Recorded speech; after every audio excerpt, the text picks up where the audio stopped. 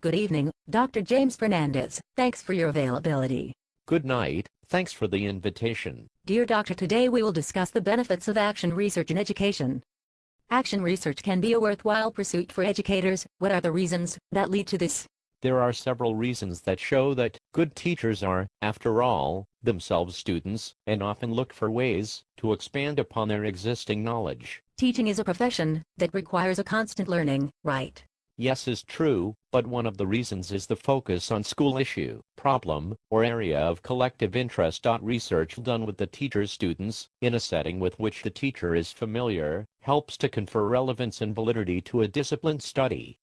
Often, academic research is seen as disconnected from the daily lives of educators. While this might not always be true, it can be very helpful for teachers to pick up threads suggested in academic circles and weave them into their own classroom.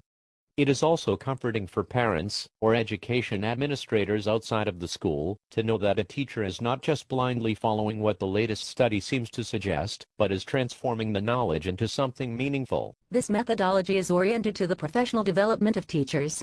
Indeed, research and reflection allow teachers to grow and gain confidence in their work. Action research projects influence thinking skills, sense of efficacy, willingness to share and communicate, and attitudes toward the process of change. Through action research, teachers learn about themselves, their students, their colleagues, and can determine ways to continually improve. But often the exercise of teaching is very individual, isn't it? Yes, another reason to justify this methodology, isolation is one of the downsides of teaching. Teachers are often the sole adult in a room of children, and have little or no time scheduled for professional conversations with others. Action research in pairs, or by teams of teachers, allows time to talk with others about teaching and teaching strategies. By working on these teams, teachers must describe their own teaching styles and strategies, and share their thoughts with others. As a team, they examine various instructional strategies, learning activities, and curricular materials used in the classroom. Through these discussions with colleagues, they develop stronger relationships. As the practice of action research becomes part of the school culture, we see increased sharing and collaboration across departments, disciplines, grade levels, and schools. And what is the impact in school and the education community?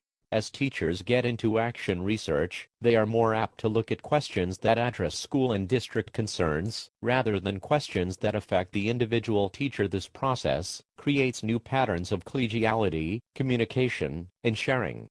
Contributions to the body of knowledge about teaching and learning may also result. Development of priorities for school-wide planning and assessment efforts arise from inquiry with potential to motivate change for improvement's sake. And his methodologies reflected in the educational practices of teachers.